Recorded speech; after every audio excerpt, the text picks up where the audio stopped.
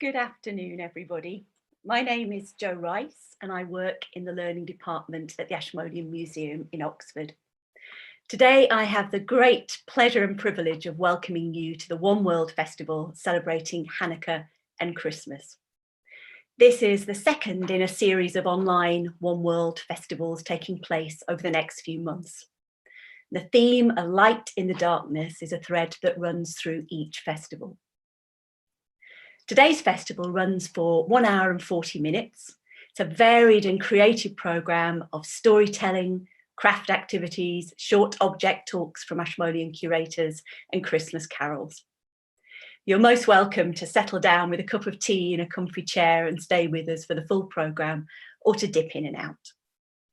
If you'd like to watch again or share with friends, then all of the One World festivals are being recorded and are available soon after the event to watch on the Ashmoleans YouTube channel. So to begin our programme today, I would like to introduce storytellers Adele and Jimana Moon, who will be sharing light of the heart stories from their Jewish and Muslim traditions, exploring how a spark of light in all of us can shine in the world and how light can illuminate even the darkest heart. Adele and Jimana, over to you.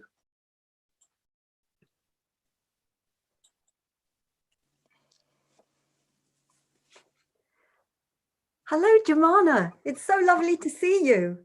Hello, Adele. It's so nice to see you. Happy Hanukkah. And I'm so looking forward to hearing your story. Thank you.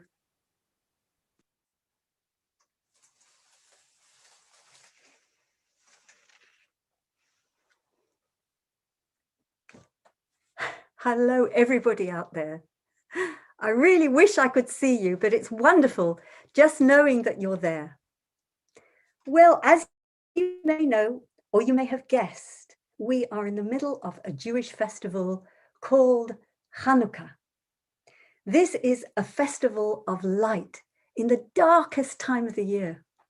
We're approaching the solstice, where the nights are getting longer and longer and longer, and there is so little light. And also, in the middle of Hanukkah, the waning moon just disappears and then it comes back again. So we know the light is on the way. And every night we light candles. Last night we lit 3 candles and we used this, the helping candle, to light them all. Tonight, when it's dark, we'll light 4. Tomorrow 5, and so on until there are 8 blazing candles in the Chanukiah.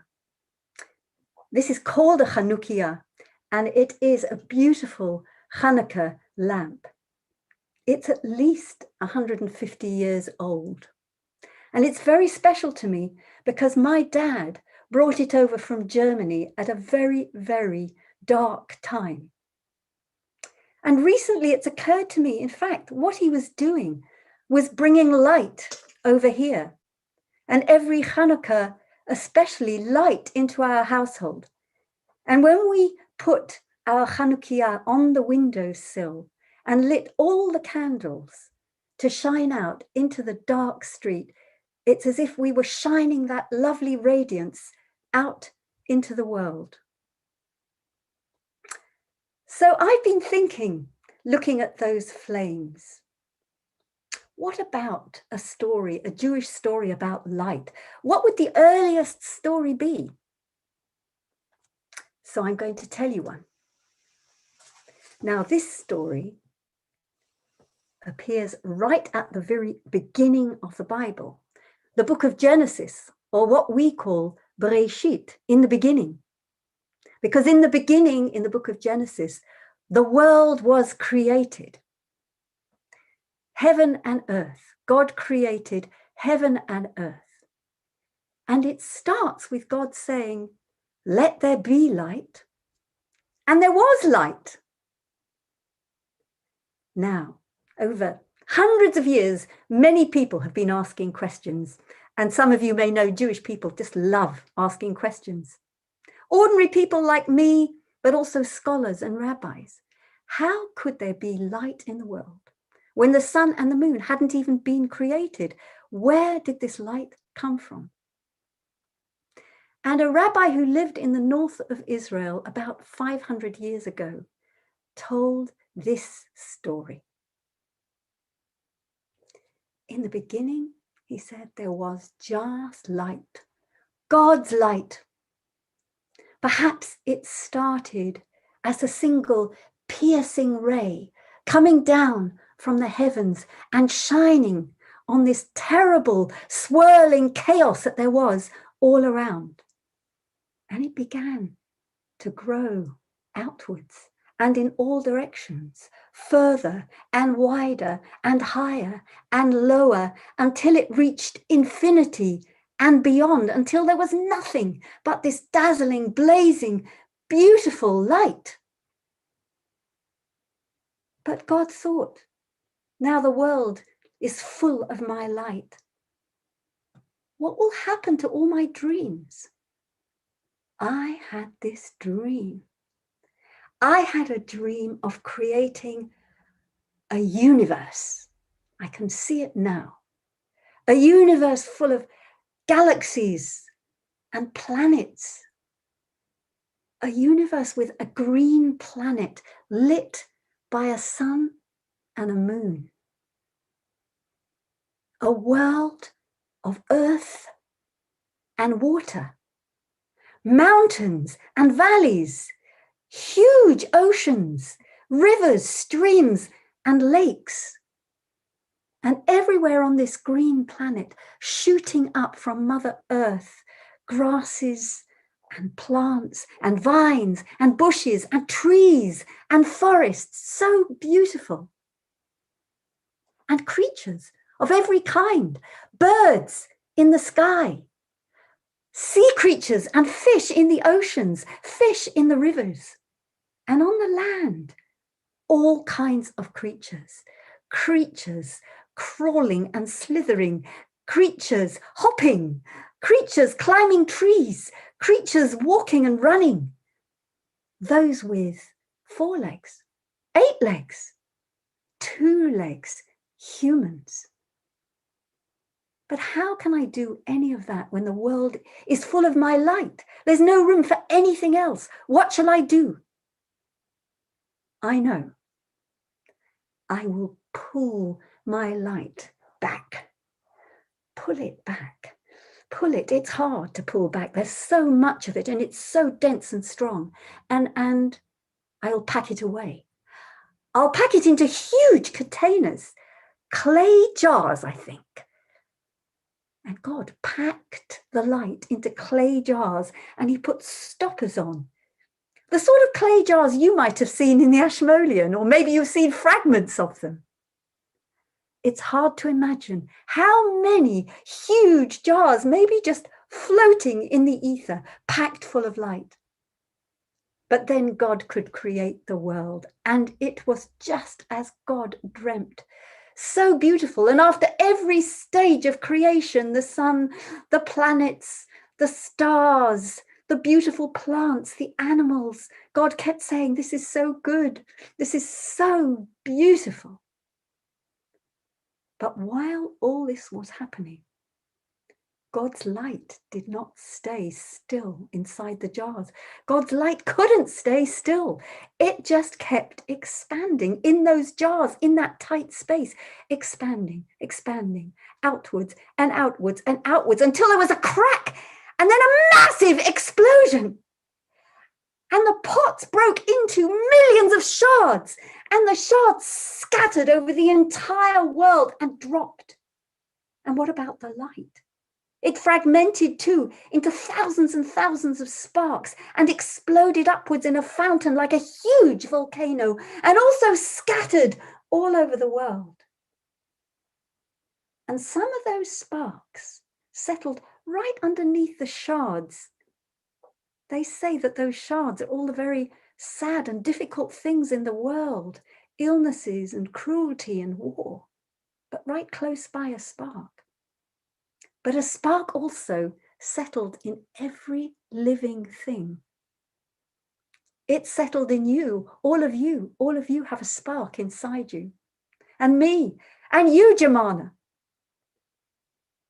And what do we do with these sparks inside us? We have to nurture them so that they grow into flames. And how do we do this? By noticing what is so unique and special in each one of us and giving it to the world, giving it to others, helping to make the world a more beautiful place. So thinking of that beautiful divine light, this is why we have a light burning in all of our places of worship, in all our synagogues, to remind us of that ever-present flame, that ever-present light of God. And over 2,000 years ago in Jerusalem, there was a beautiful temple where Jews worshipped. But along came a conquering army, and they made life very hard for the Jewish people. They wouldn't let them keep all their traditions, and they blocked the temple so that nobody could come in and nobody could worship. And they raided most of the beautiful things the army took away because they needed treasures. And they made the whole place into a terrible mess. But with much bravery and some battles and a great deal of hope, the Jewish people managed to get back into their temple. And in the temple, of course, there had to be this eternal light burning, just like we had in all our synagogues, just like we have now. And they had a 7-branch candlestick, a beautiful one. And they had to make another one because it had been stolen, another beautiful one made out of gold. And the lamps were all olive oil, 7 lamps and a central one. And soon they had cleaned it all up, and they'd cleaned up the whole place, and they had lit those beautiful lamps. And they had a wonderful 8-day celebration, a festival of light and joy and dedication, because that's what Hanukkah means, dedication, a dedication of the temple. And this is what we remember. It took place in the heart of winter. All that beautiful light restored to the temple. And now, back to this beautiful festival of Chanukah.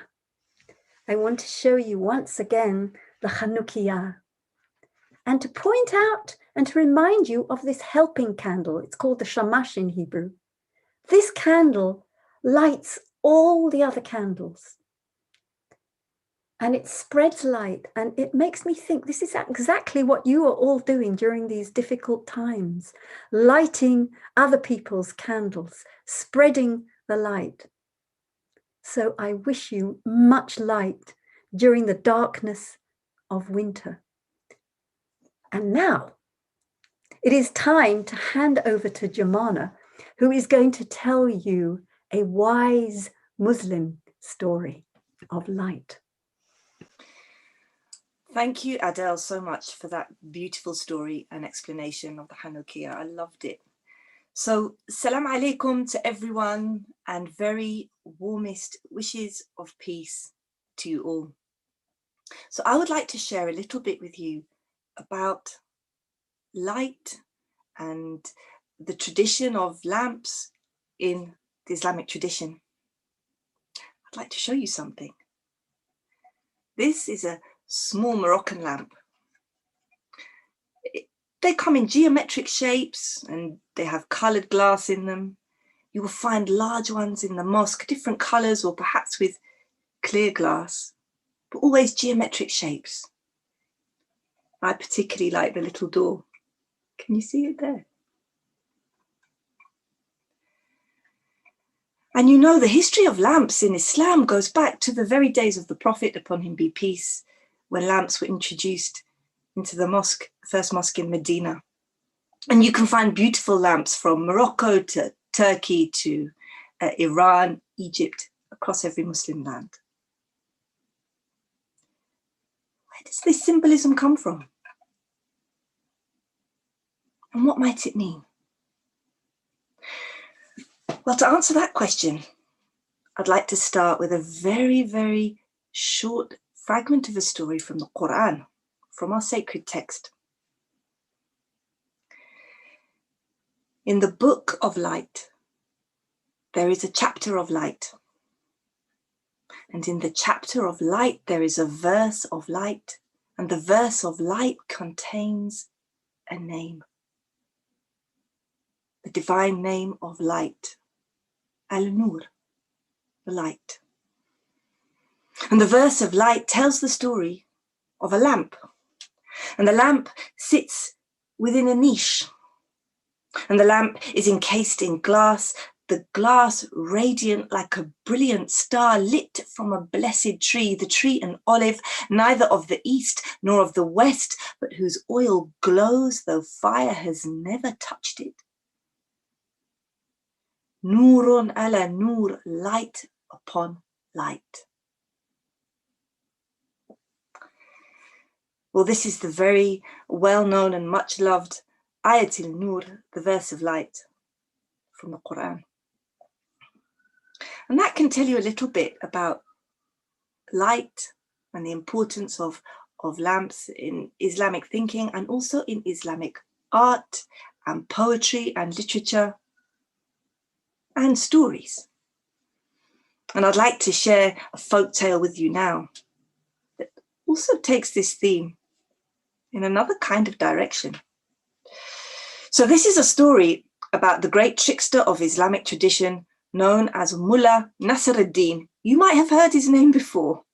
In Turkish, he's called Nasruddin Hoja, and in the Arab tradition, he's called Joha. But Mullah means religious teacher or imam or leader. Mullah Nasruddin. And there are hundreds of stories about him. I'm just going to share one. Mullah Nasruddin lived in a prosperous market town. The square was surrounded by shops and stalls of all kinds that sold all kinds of fabulous, wonderful goods. And Mullah Nasruddin himself had a fine carpet store right there in the market. Now, there were so many valuable goods in the marketplace that several years before this story begins, the merchants had all got together to pay for a night watchman. And the night watchman's job every single night was to patrol that market, keep an eye on things and keep away any thieves who might come to steal any of those goods. But you know, the night watchman had grown old and he had grown tired. And you know, winter was always cold, but this year in this story was the harshest winter the people could remember. One of the harshest winters the town had ever known. And the poor night watchman was out shivering every single night. Now, the merchants used to meet up, you know, business meetings every 2 or 3 weeks. On one evening, they met up in the tea house of the town. And they came into the warmth of the tea house. And they sat down and warmed themselves by the fire and warmed their hands on little glasses of tea, the fragrant steam with the spices and the cardamom scenting the air. And every single one of them had walked past the old night watchman shivering outside. Now, a few of them raised this in the meeting and they said, perhaps we should get our night watchman a new coat. Or perhaps we should get him a brazier and a supply of wood to keep him warm through the long nights. But the most important merchants, the ones who made all the decisions, they scoffed and they laughed and they said, he doesn't need that. He'll be fine. Don't you worry about him. And one of the merchants, the jeweler, he said, I'll tell you what. I'll leave a candle burning in my little window. That'll keep him warm. And the others laughed. Well, they finished their meeting and the tea house closed for the night and all the merchants went home to their warm beds and just the night watchman was left in the cold square. He walked up and down trying to keep warm. He pulled his thin jacket around him and he looked at that light that the jeweler had left in the window as the candle burned, that single candle. And he tried his best to think about warmth and light and to try and keep warm. But the night was long and the hours seemed to drag and the cold crept under his jacket and right into his bones. And by the morning he was ashen and sick. But the merchants, when they came to open up for the new day, they hardly even noticed him. They put on their fires for tea and opened up their shutters and got on with their day. Now, sometime later, it was Mullah Nasruddin's turn to host the merchants' dinner, and he invited them to his house. He told them, I'm going to make that winter stew that is a firm favorite. And they were all very excited about this. They arrived at the Mullah's house. He let them into his reception room. There were cushions. It was very comfortable, and they chatted and they talked and they laughed. An hour passed, an hour and a half. They grew hungry. They said, Mullah, will we eat soon because it is getting late? He said, yes, it won't be long. And they carried on talking. Nearly another hour passed. They said, Mullah, are you sure everything's okay in the kitchen? Because we can't even smell the stew cooking. He said, I'll go and have a look. I was having some problems with the fire. And so he went out of the room and down to the kitchen, and he was there for 10 minutes, 20 minutes. They thought, let's go and find out what he's doing. And they went down tentatively into the kitchen, and they found the mullah on the ground peering up at the great metal cauldron that was hanging on a hook. All the beautiful ingredients for the winter stew on the table, and the kitchen was stone cold. They said, Mullah, what's going on? Why isn't the food cooking? And the mullah sat back and he sat up and he looked at them, and they could see that there under that large metal cauldron was one single candle. The flame tapping and lapping rather weakly and feebly at the bottom of the metal pot. They said, Mullah, what are you doing? You can't cook stew on one single candle. And the mullah looked at them completely perplexed, and he said, what do you mean? But just a few weeks ago, you told me that one single candle could keep an old man warm all night. I thought it would be enough to make your dinner.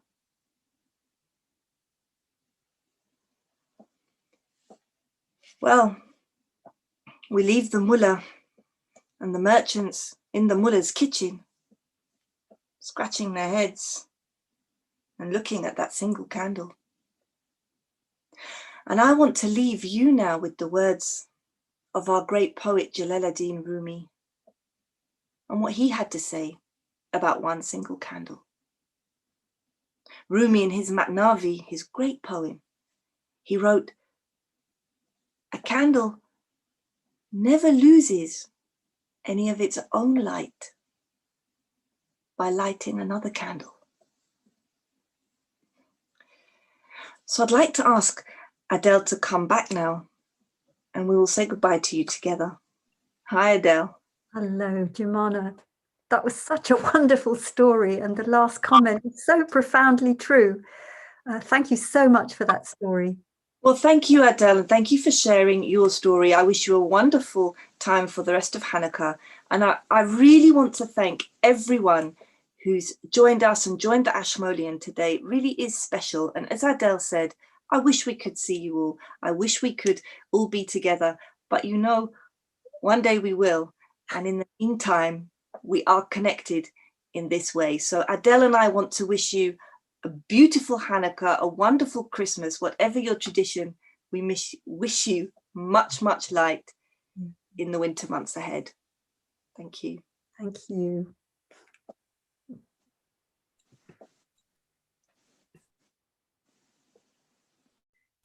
Oh, Adele and Jimana, that was absolutely beautiful. Thank you very much indeed. So as we continue to celebrate Hanukkah, I'd now like to introduce Dahlia Moss, who will show you how to make Hanukkah Menorah.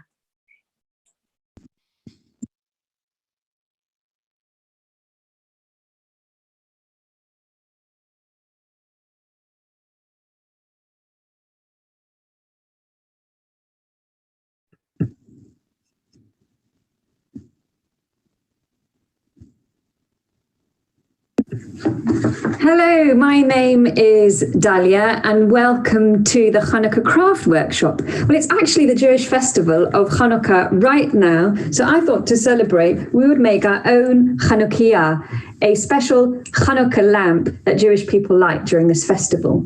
And also we're going to explore a very special object in the Ashmolean which will help tell our story. Firstly, let's start collecting our materials for the craft workshop. And remember, you can pause the video at any time, so you can take your time. This is what you need. Some scissors, a glue stick or glue, pencil to mark out. You're going to need either a paper plate, I've got a small compostable paper plate here, or if not, a scrap piece of card. Let's put that there. You also need some paper to make the candles. I've used coloured paper to make it quick, but you could use plain paper and decorate the paper with coloured pens. Next, you're going to need something shiny to make the flames. I've used a scrap piece of foil here, or you could just use yellow or gold or silver pen to make the flames, or even anything scrap you have. Look, I've got some leftover wrappings from chocolate coins. We often eat chocolate coins at Chanukah. Next, if you have any string, that would be very handy, or ribbon. And then these are optional, but they can be helpful if you happen to have them at home, either sellotape or a stapler. And I've got a tiny bit of blue tack. I'll explain what that could be used for if you have any. Right, on with the Hanukkah story. So tonight is the fourth night of Hanukkah. So I am going to be using the Chanukiah, my Hanukkah lamp, and I'm going to be lighting 1, 2, 3, 4 candles for the fourth night of Hanukkah. Hanukkah actually lasts 1, 2, 3, 4, 5, 6, 7, 8 nights. But I wonder, why does it last 8 nights? And why do Jewish people light this special Chanukiah or Hanukkah lamp? Well, it's time now to look at a beautiful glass object from the Ashmolean. So here it is. Have a look carefully at this fragment of broken glass. What can you see inside it? What colours you can see? Yes, it's beautiful gold, isn't it? This is Roman gold glass. And have a look at the patterns. What shapes can you see? Do you notice those branches? Usefully, the Ashmolean has drawn behind what the whole object was like. Do you notice what it looks like? Yeah, it's very much like the Chanukiah, the Hanukkah lamp. This is actually, though, called a menorah, and a menorah has 1, 2, 3, 4, 5, 6, 7 branches. What is a menorah? More about that later. So, where did this glass come from? This is actually an ancient Roman glass, and it comes from the catacombs outside Rome. And catacombs were cemeteries dug underground, and when people died, they would be buried in them. And relatives would gather and have a big feast in memory of the dead. And part of that feast, there would be gorgeous glass bowls made. And in those glass bowls were a round disc with gold design and pattern in them. And that's what our glass fragment comes from. It comes from one of those discs. And when the feast was over, they would smash the bowl, take out the glass disc, and leave it with their loved ones. So what about this symbol, the menorah? Well, this is an ancient symbol of Judaism, and therefore it tells us something about the person who passed away. Any guesses? Yes, the person who died was Jewish. Now, let's explore a little bit more about the menorah. And for that, we're going to travel back in time 2,500 years to the huge temple in Jerusalem where Jewish people worshipped. Follow me.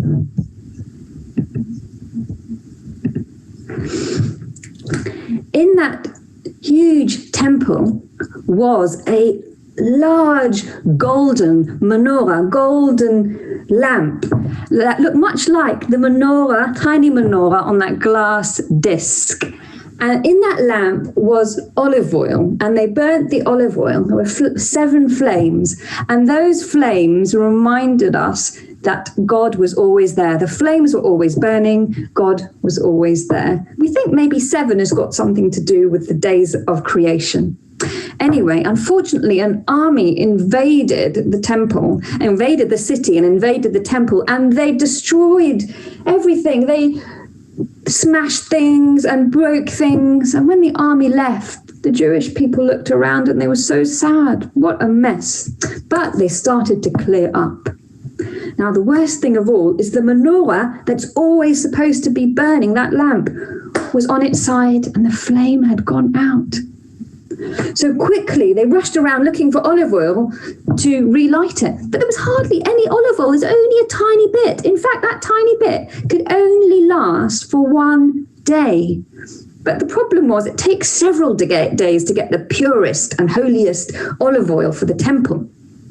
And that is when something amazing happened. That one bit of oil that small bit of oil didn't last 1 day. It lasted 8 days, enough time for the horsemen to return with that olive oil. And that was a miracle. And that is the miracle of Hanukkah. And that's why today we celebrate Hanukkah by lighting our own lamps. And we celebrate it for, guess, 8 days.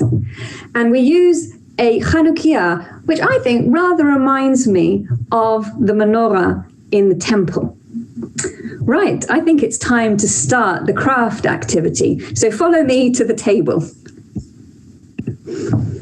So I'm going to start by making the body the main part of the Chanukiah, the Chanukah lamp. Now, I've got a plate, so I'm going to use that. But if you have a piece of card, all you need to do is to get a bowl. Well, this one's a bit small, but you know what I mean. And draw around it, all the way around, and cut it out. Here's one I made earlier. But I'm going to use a plate. First thing to do is to chop the plate straight in half with your scissors or your bit of card. There we go. That's the main part of the menorah. Now I'm going to make the base, and for that I'm going to chop this part in half again. I'm going to throw this bit to the side, and there we go. That was quick. That's already our Chanukiah. So I'm going to use a stapler because I have one, but you could use glue if you prefer. There we go, and staple it together. Lovely. Right, it's time to make the candles. Now I've got my coloured paper here. The first thing to do is to measure the candles. Now we need enough space to fit them all in. All 8 candles? Or is there possibly one extra? Interesting. I'll tell you about that in a minute. So I'm going to measure out my paper to make sure that they all fit in. So there we go, to the edge of my Chanukiah, and I'm going to do the same with the other bit of paper. There we go. So now I'm going to chop off what I don't need. Remember, if this is too fast for you, you can always pause the video at any point and take your time. There we go. So I've chopped off what I don't need, and I'm left with my 2 pieces of paper. Right, now I'm going to fold the 2 pieces of paper in half. because I only need half of each. We'll fold it. I'm folding them together just to save time. There we go. Can you see my two pieces? So I'm going to chop these up. Lovely. I don't need these, so I can save them for another project. Okay, now I want to decide on the height of my candles because these are too tall. In fact, if you make very large paper candles, they flop over. So if you want to make tall candles, you're better off using card. Okay, so now I'm going to measure the height of my candles. I think I'm going to do the height of my finger plus a bit extra. There we go, maybe about there. Okay, and I don't need to mark the other one because I can just chop them together. So let's chop them together. Put aside what we don't need. Brilliant. So now we have enough for 4 yellow candles, and I'm going to do 4 purple ones. But what is that mystery you're just talking about? Have a look at my Chanukiah for a minute. So you clever people probably noticed that there actually are not 8 candles. There's 1, 2, 3, 4 on this side, 4 on that side, and there's an extra one in the middle. What's all that about? Well, this is called the Shamash, or the helper candle, and it is used much like a match to light all the other candles. And the Shamash, the helper candle, is normally placed higher up or to the side so that we don't confuse it for one of the nights of Hanukkah. Right, let's start making our candles. First thing we're going to do is actually to stick on some shiny material to make the flames at the top. And we're going to make the flames all at once and then fold the paper to make many candles. So I'm going to use my foil, but again, if you don't have something shiny, you could always just draw on the flame. So I'm going to put lots of glue on because I found that foil doesn't stick very well unless you put lots of glue on. So I can put lots of glue on just at the top, about a finger width or two. And then I'm going to stick my scrap of foil just there at the top like that, smooth it down.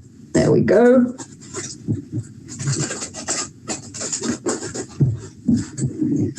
Smooth it down. Lovely. And if you look, turn over, I'll just cut off the excess, the part that I don't need. There we go, there's 1. Can you see that? So that's for my flames at the top, and there's 2. Okay, time to fold the paper in order to make the candles. So I'm going to fold it once, and then once again. Do you see that? So I folded it so that you get 4 candles for the price of 1. Okay, now I'm going to draw my candle on. Now I'm going to do it in pen just so that you can see what I'm doing, but you probably want to do it in pencil. So here's one side of my candle, but I'm going to make my candle a bit narrower so they all fit on. And then I'm going to draw on my flame. There we go. And then I can cut them out.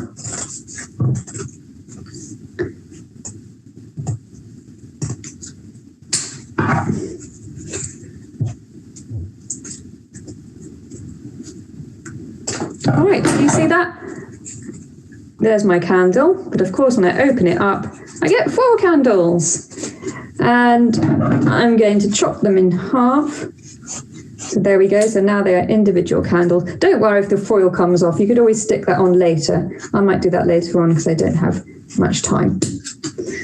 Okay, so there's my 4 yellow candles. Now I'm going to make my purple candles. Remember, you could just use plain paper if you like and decorate the candles.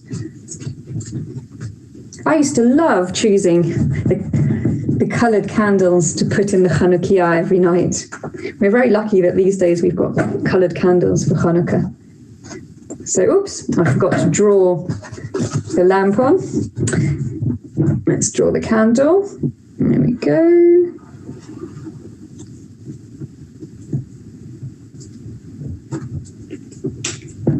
and then cut it out.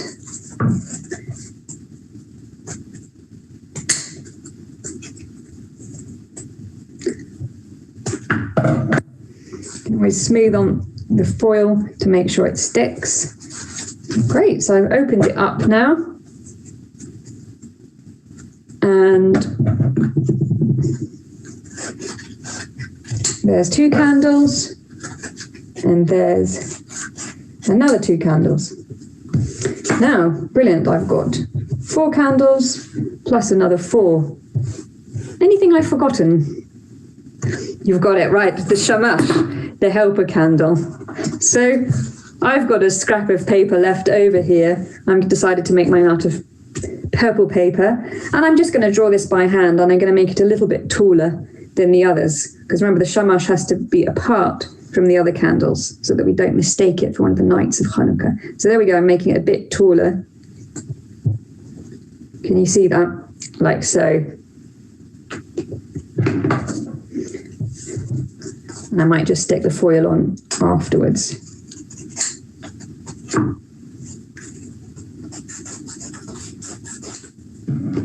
Lovely.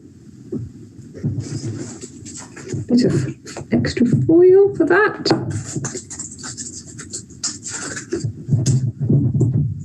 Stick it on. Cut off what you don't need. Brilliant, so I've got my 8 candles plus the Shamash, the helper candle. Right now I'm going to decide my favourite bit, what order to put them in. There we go. I think I like that order. Okay, so make sure I've got 4 on one side, 4 on the other. Oh, let's move them down so you can see them, and the helper candle in the middle. Right, it's time to stick it on. Now I'm going to give you a couple of ideas for that. So you could just stick on the candles with glue, or what you can also do instead is you can actually put some blue tack. Can you see that at the back? And I thought this might be a nice idea, because for every night of Hanukkah, you can stick on an extra candle and keep count of the nights. Right, let's go back to our candles. I'm going to stick mine on with glue, but remember you could always use blue tack instead. So I thought while I stick these on, I might sing you one of my favorite Chanukah songs. Now, in Hebrew, the Chanukah song is called Nerli Nerli, which means my little candle. I'm going to sing you an English version, and you're welcome to join in once you get the tune. Nerli, nerli, nerli dakik. That's how it starts in Hebrew. I'm going to do the English one. My little candle, my little light, on Chanukah you burn so bright. On Chanukah your light lasts long. On Chanukah I'll sing my song. My little candle, my little light, on Chanukah you burn so bright. On Chanukah your light lasts long. On Chanukah I'll sing your song. I hope you like that. It's traditional to sing songs when the Hanukkah candles are lit. Right, well, it's looking beautiful. I hope yours is looking beautiful too. It's time to attach some string if you have it, because then you can hang it from the wall.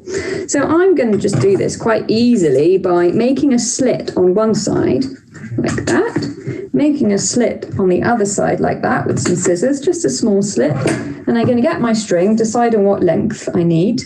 I'm going to make it not too long. There we go. And I'm going to take the end and tie a knot in it, or even 2. Take the other end and tie a knot in it, like so. and then slot it in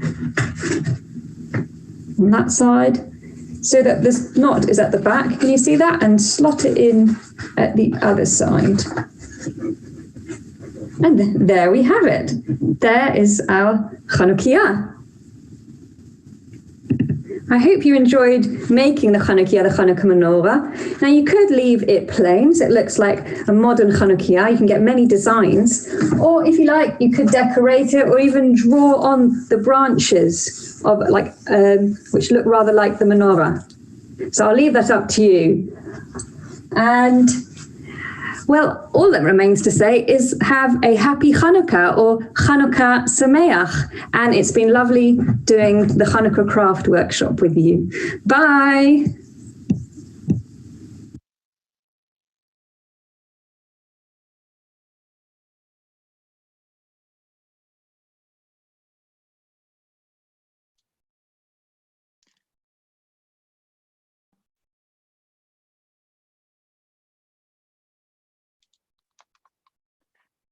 Thank you.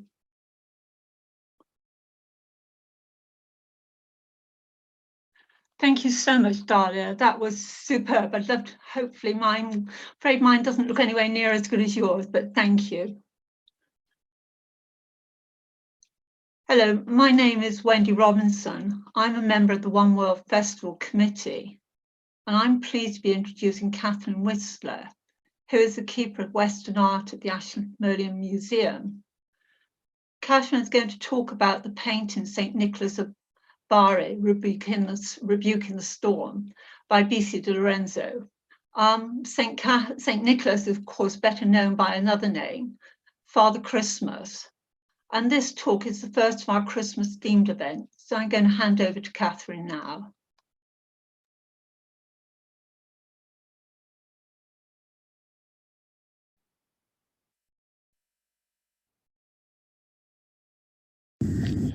Hello, my name is Catherine Whistler.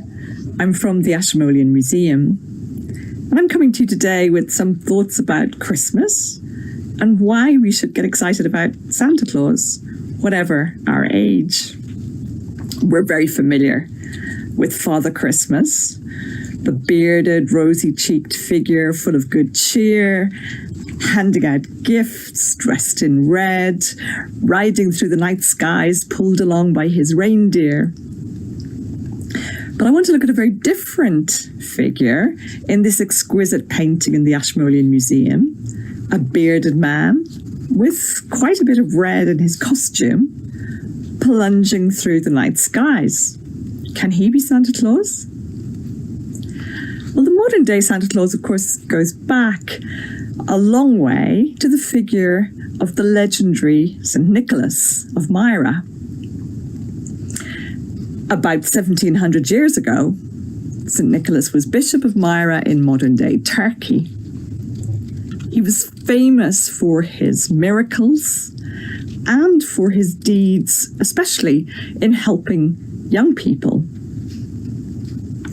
His legends grew over time. St. Nicholas, St. Nicholas, Santa Claus. One great story told about him is how he took pity on 3 young sisters whose family had become impoverished and who might have had to go on the streets. He made a secret gift by night to them of 3 balls of solid gold to help them get on in life. But if we look at this painting, something rather different is going on here. Here, St. Nicholas is bringing gifts, but they're gifts of light and hope into a scene of darkness and despair.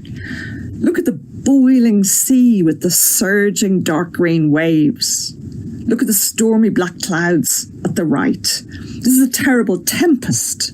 You can almost feel seasick looking at the movement of the sea, the surging waves. The ship, with its ragged white sails, is being tossed about in the tempest, and it's packed with the passengers and crew who are all absolutely distraught. They're throwing what they can overboard. And there's a mermaid down there. She's totally at home in the mysterious, dark, underwater zone. But she's not going to help them. Instead, St. Nicholas comes to the rescue, banishing the storm.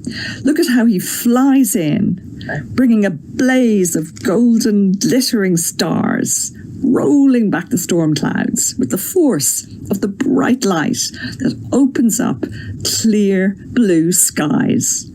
This is the light of hope. This is the light of joy, rescuing us all from fearfulness and despair. And you have to imagine looking at this small painting by candlelight in a church, where the real gold used for the stars and for St. Nicholas's costume and his halo would have been glittering against the dark tones of the sea and the dark sky. The painting was painted by Bicci di Lorenzo in about 1433 to 1435. Bicci was a leading artist in Florence, very much in demand. He ran a busy workshop. He was a very traditional artist who painted in what was becoming really an old-fashioned manner by this time. But it's what people wanted for familiarity and comfort. You can see that the painting has given me lots of thought this year coming up to Christmas, not only because of the bad weather depicted, also because of Santa Claus. The actual physical object, the picture that is almost 600 years old, in itself really connects us directly with the ordinary people going to church in Florence in the 1430s, who would have looked at this image of St. Nicholas with their own anxieties and hardships in mind, in search of hope. It's the universality of the theme and the emotions conveyed that really make this painting timeless, bringing good cheer to us today as we cheer on St. Nicholas as he flies through the starry skies.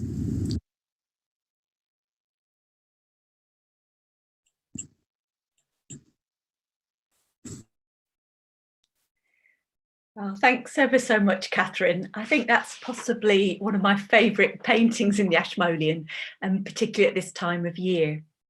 So the Christmas theme continues with our next activity. This is a Christmas craft activity with Rowan from the Ashmolean Learning Team.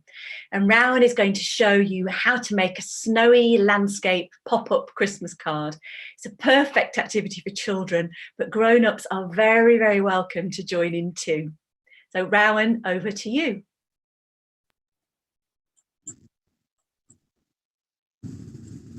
Hi everyone, my name is Rowan Guthrie and I work at the Ashmolean Museum, and as part of the One World Festival today I'm going to be taking you through a Christmas craft, and today I'm going to be showing you how to make a pop-up card. 1, 2, 3, pop! It shows you a wintry scene of some reindeer wandering across the snow under the light of a silvery moon. So I'll show you how to make it in just a moment, but first I'd like to show you the picture that gave the inspiration for doing this. It's a picture by a Chinese artist. It's called The Revolving Moon. It's got a huge big moon in the background, doesn't it? And you can see some reindeer, a herd of reindeer moving across the snow. So the artist Liu Chunji, who's still alive today and still making beautiful art, he grew up in the northern wilderness of China, and he was very inspired by the landscape and the nature that he saw there. And when I look at this picture, it makes me feel very Christmassy, because it makes me think of Santa's reindeer out in the snow. So let's get started with our craft. I'm going to change my camera view so that you're going to be able to see what I'm doing to make the craft. So here we go. I'll just set this up so that you can see. Here is my piece of paper, my piece of card rather. Oh, there we go. Just straighten it up a little bit for you. So with your piece of card, the first thing you're going to do, this is your card, not your paper, is fold it in half. So you've made a sort of a greetings card shape. So this is going to be the top part of my picture. It's going to be the dark blue sky. You could colour it or paint it. I'm going to use a bit of blue tissue paper. You might have a bit of blue paper lying around, or even cut some dark bluey colour out of a magazine or anything that looks like a sort of nighttime sky. And I'm just going to put a bit of glue on there, and I'm going to stick on my dark blue background there. Now I've got a little bit of extra paper, so to trim that off, if you turn it round so you can see the edges, and then you can simply trim off any of that extra blue paper which is sticking out at the sides.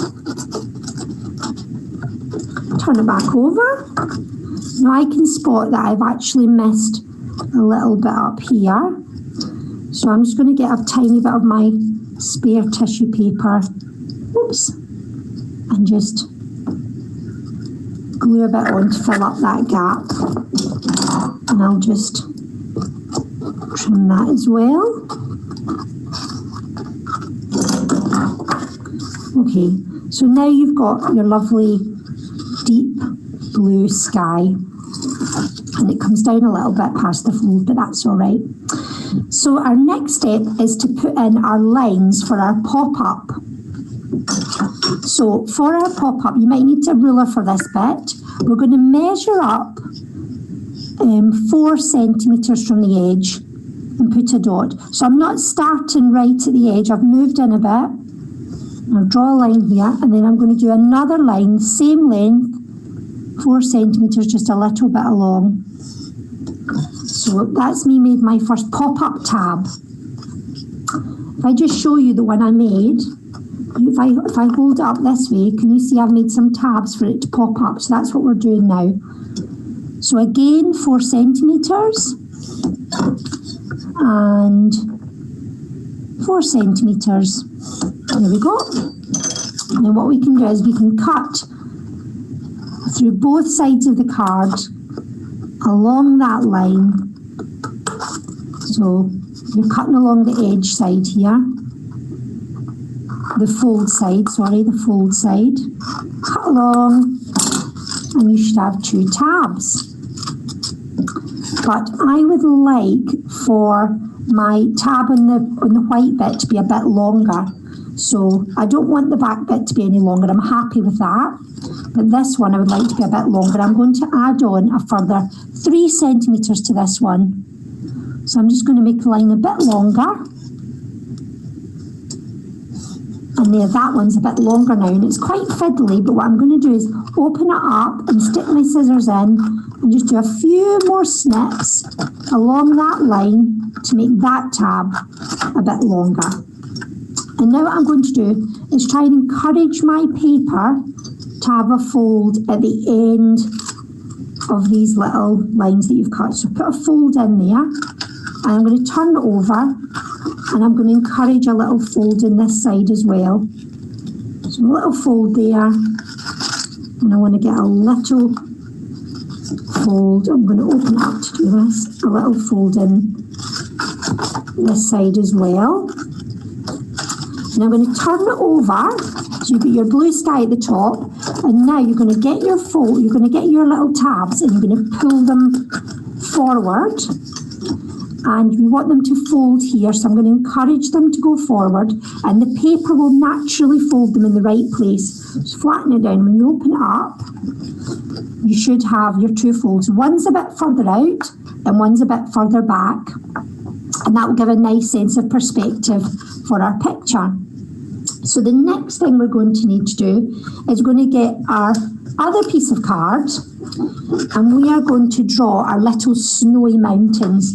So if I show you the one that I made earlier, oops, keep doing it upside down. Can you see these little hills? So we're going to make those now. And if you get your bit of card and you measure, maybe we remember our tabs are about 4 centimetres tall. I think we should make them this one 6, so we know our hills will cover our tabs over. So I've just measured up to 6 centimetres, and I'm going to fold my paper along the line. So I've got a nice chunk of paper there, and I know that's how tall I want my hillsides to be. So I'm going to start on this side, and I'm going to draw my first hill. So if you just make a nice, smooth, snowy hill shape like that. And I'm going to start about here and do a nice, smooth, snowy hill on this side too. And then I'm going to cut them out. So these are my hills.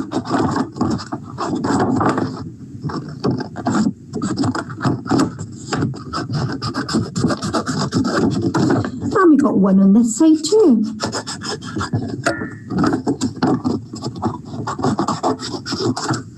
So here are my snowy hills. I'll pop them down, and while I've got the paper here, I'm also going to draw around and cut out my moon. So draw around your cup, and then if you want to make a little crescent moon shape, a little top tip, if you just move your cup along, so you can just see a crescent moon shape, and just draw that side like a kind of half circle, lift that up. You see that? Now I'm going to cut around that moon shape.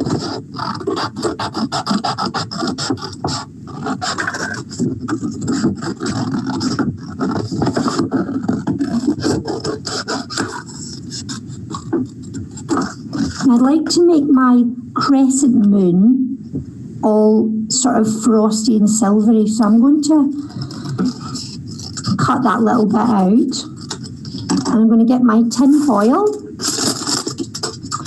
and I'm going to put lots of glue on my moon. I'm going to get a little bit of foil, and I'm going to, I want the shiny side of the foil, so I'll stick my moon down on the dull side. And then I'm going to cut out around my moon shape. I have a little silvery bit of moon. It's so beautiful when the moonlight shines on snow. It really looks magical. I am so hoping that we're going to get to see some snow this year. I can't wait to see the world transformed under a snowy white blanket. It just makes everything look so different and so special. Okay, so we've got our moon now. I'm going to bring back the card, the tabs, and let's put our moon on. So you've got your moon shape and you've got your crescent that's going to finish off your moon. So I'm going to put lots of glue on the back of the moon, and I'm going to just stick it in the centre of the picture here. And then I'm going to get some glue, my crescent moon, and I'm going to stick it on like so. There we go. That's your silvery moon. Now, what about those snowy hills that we cut out? So we cut out these snowy hills to stick on, didn't we? Can you see how they're going to go? But before I stick them on, I'd like to draw some reindeer with you. Now, you might want to draw them with a pencil first if you're not sure about the shapes, but it's not too tricky to do. So my big one, I'm going to do a big mummy reindeer and that little baby reindeer. So to do your reindeer shapes, I'm just going to focus a bit better. You can see. So the first thing you need to do is draw the body. Now the body is a long sausage shape, like so. Now you're going to draw the legs. So the legs are a bit like little curved banana shape at the back, and the same at the front, little curved legs. The neck is like a kind of pointy long triangle, so you can add that on. Then the head, it's just a tiny little black sausage shape there. You put on a wee bit of a tail. Now the antlers, do a line, and then it's a bit like the branches of a tree or the fingers of a hand. So up there, and then just do your little lines coming out. And then because they're in the dark snow, they're kind of silhouetted in black, these little reindeer. So you can sort of colour them in black. Now I'm going to do the baby reindeer running after her, so I'm going to do a long sausage shape again, but it's going to be a little sausage this time. And then my little banana legs coming under, my two legs at the front. Remember the little triangle shape? Then the little round head, and then the little antlers, a line, and then some like fingers of a hand coming out like that. There it goes. Go, Mummy, wait for me. So that's these reindeers. Now, in the picture, the reindeer are always going in the same direction. They're all following each other. So I'm going to do these ones facing the same way. So here we go. I'm going to do a nice big reindeer now. So we're going to have a big, long sausage body, two sort of curvy back legs, two straighter front legs, a triangle shape for the neck, a little head, and then the antlers, a line, and then that wobbly branches or hand shape there. There we go. Give him a little tail, and you can shade him in all black like that. And I'll maybe do a bit of a smaller one in the background. So here's a little sausage. This one's further back, so it's a bit smaller. Two banana legs, two little lines, triangle, little head, and here's the antlers. And we'll fill them in like so. So there they are, wandering along through the snow. So now I'm going to bring back our pop-up, and we're just going to put some glue on the tabs, like so, and we're going to stick these on. So stick them so that they're reaching to the edge of your picture, and this one's a bit further back. Stick that one on. Oh, that tab's wanting to go the wrong way, so just fold it to sort of help them to stick on.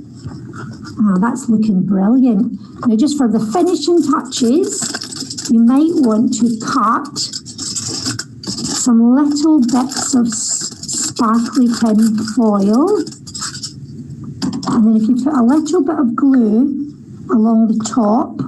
I haven't left much room because I've put my reindeer nearly up to the edge, but you might want to just add some little sparkly bits of foil twinkling on the snow. So a little bit up here. So as the moon reflects on the snow, it's going to make it sparkle a little bit. I'll just fold that under. I'm not doing the neatest job of this. I think you could do a neater job than me.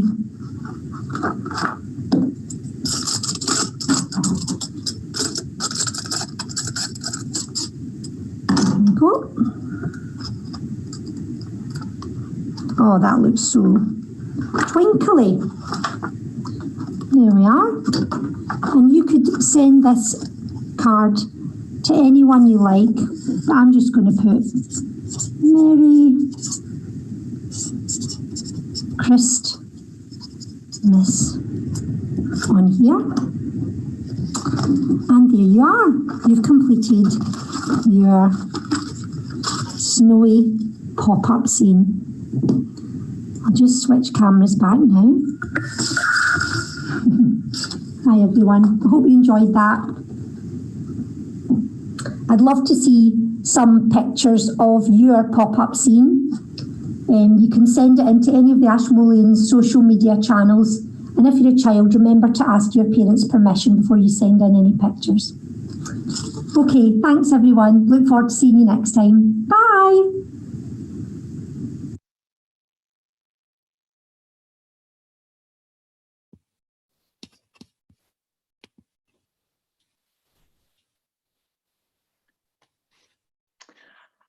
Hello, thank you so much, Rowan. Your card looked absolutely beautiful. And like you, I do wish that we could have snow this Christmas. It just had that extra sparkle. I now have pleasure introducing the Reverend Charlotte Bannister Parker, Associate Chaplain to the Bishop of Oxford. Charlotte will be sharing with us thoughts on the theme of beacons of light. Charlotte will also be given a Christmas blessing. Charlotte. Thank you so much. And it's such an incredible pleasure to be here with everybody this afternoon. It's great to have heard a little bit about St. Nicholas, as I've got a Father Christmas here, which we're all very familiar with at this time. And also behind me, some of the Christmas crackers, which we celebrate Christmas with and put around our homes. These were actually invented by a Victorian sweet maker who liked the idea of putting sweets inside and light opening when you go crack with your crackers. But actually, one of the things in the Christian tradition at this very moment that we are going through is something that we call Advent, which is preparing for the coming of Jesus on Christmas Day. And we have an Advent wreath, which we have in most of the churches. And if you look carefully, you'll see that this is evergreen around here. And the symbolism of the evergreen is for God's infinite love of us all. And then there are 4 candles. These 4 candles symbolize the patriarchs. So that would be Abraham from the Old Testament. Then we would have a prophet, which could be Isaiah. And then today on Advent 3, we've celebrated John the Baptist coming as a forerunner for Christ. And then on the 4th Advent Sunday, just before Christmas, we celebrate the arrival of Mother Mary, the mother of Jesus Christ. And finally, on Christmas Day, the central candle we light to celebrate the coming of Jesus. Now, all these candles represent beacons of light in our tradition, and we go back thousands of years in acknowledging those people who create for us the entry point into Jesus's arrival here on earth. The candles also represent themes, really important themes for us. The theme of hope, the theme of peace, the theme of joy, and the theme of love. And that's very central to our own tradition. So we're preparing at this time, and we are putting up Christmas trees. There are crackers being put up, lights being put in windows, lights being put on trees. So the central theme of light and the light coming into the world comes from the opening of one of the New Testament, St. John's Gospel. And when we read John's Gospel, he actually talks about Jesus as the light of the world. He came as a witness to testify to the light, so that all might believe through him. He is not the light, but he came to testify to the light. The true light, which enlightens everyone, is coming into the world.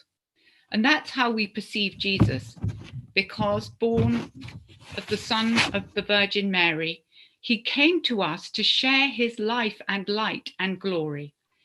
And that is what we prepare for during Advent and what we celebrate on Christmas Day. And we open up our hearts to that possibility. And we ask that we may be open to love and share in peace with so many. I really enjoyed the section of the poem from Rumi, where there was a discussion about if one candle lights another candle, it doesn't reduce in its power or in the sense of how much it glows or how much love and light it can give out. And especially when we're celebrating and thinking about Hanukkah today and Muslim poetry and also the theme of Christmas, to know that we can come together as Muslims, Christians, Jews, and people of other faiths and none to celebrate during this really difficult year when we've all had moments of darkness and we've all been affected by the global pandemic, that our faith traditions have beacons of light within them, which give us hope for the future and hope for the coming year.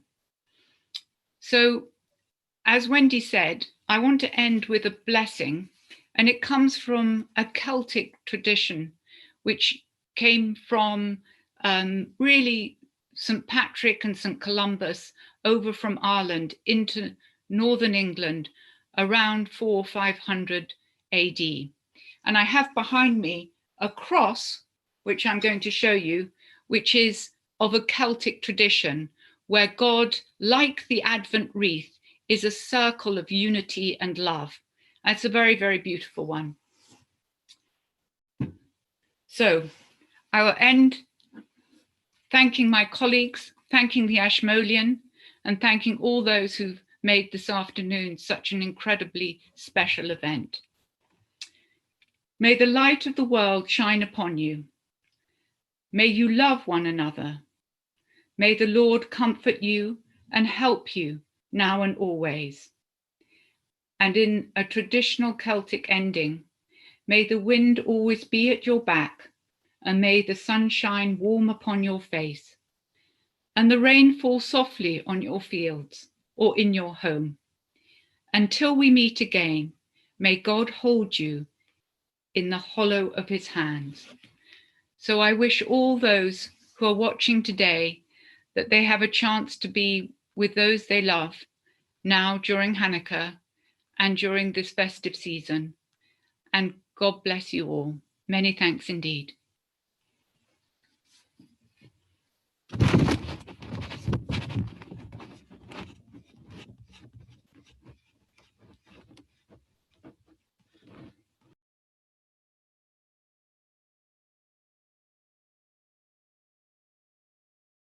Unmute would be good. We now come to the final event in our programme, a celebration of the big Christmas Sing presented by Oxfordshire County Music Service and Christian Aid. This is a sneak preview of a joyous annual event which showcases primary schools and Oxfordshire County Music Service choirs from across Oxfordshire, which we are really pleased to support and promote today. This year, like many events, the Christmas Big Sing is taking place virtually on Friday, the 18th of December. If you just type Oxfordshire County Music Service into YouTube, you will find it. So Debbie Rose from the Oxfordshire County Music Service will introduce this film of Christmas music, which celebrates the pure joy and delight of singing together. You'll be seeing the Oxfordshire County Youth Choir, who are singing On a Long Night Ago by Natalie Sleeth. Windmill Primary School, who are singing The Lights Will Lead Me Home by Lynn Marsh and Feliz Navidad by Jose Feliciano, featuring Windmill Primary, Ensham Primary, Hagbourne Primary, Lucknow Primary, St Fried's-Wide Primary, and last but not least, Edward Field Primary School. So happy Christmas, everyone.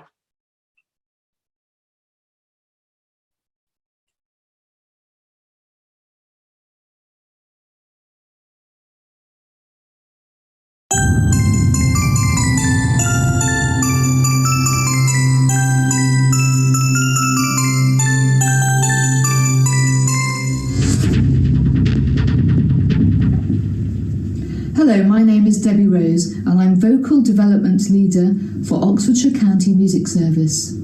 The music service and Christian Aid have collaborated over the past 13 years to produce an annual Big Christmas Sing.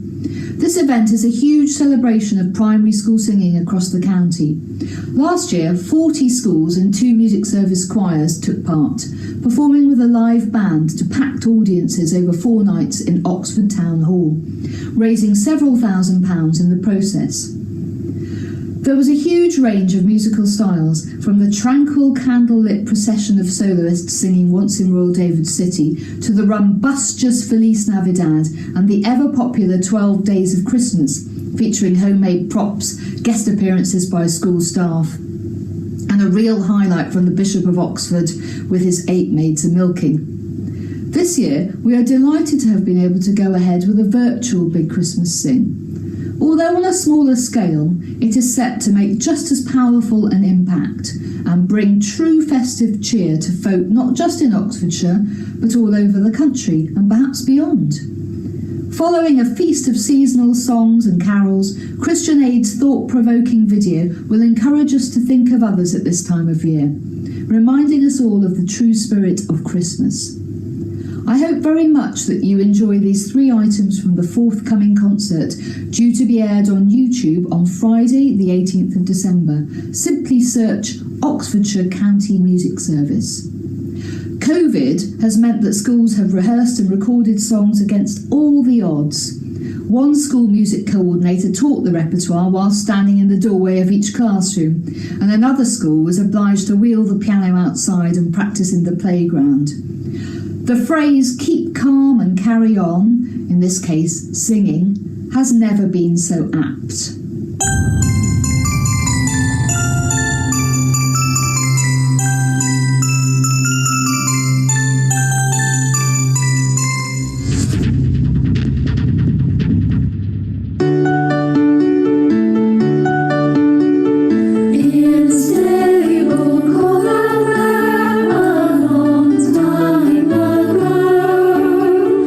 Was a baby sleeping there a long time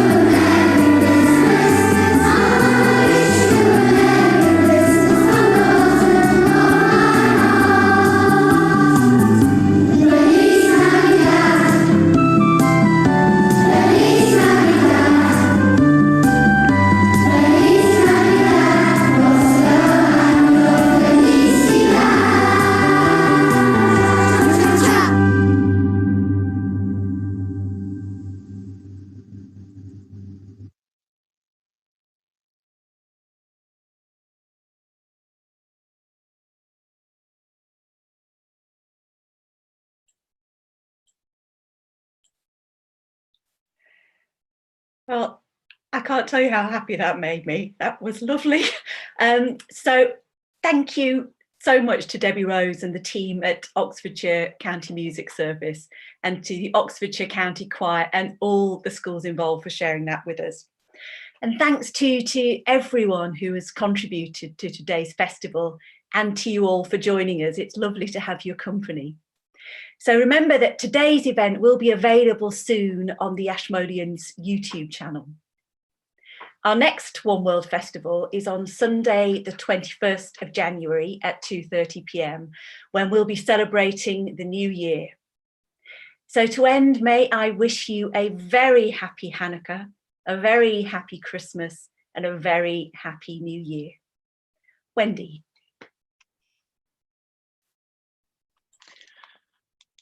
And finally, I'd like to add to that, and finally, on behalf of the One World Committee, I would like to reiterate Joe's thanks to all involved in today's festival, and particularly to those who have shared their thoughts and celebrations of Hanukkah and Christmas. And thank you so much for joining us. I hope you've enjoyed this afternoon as much as we have. Now I end by wishing you all a warm and happy Hanukkah, and every blessings for a very happy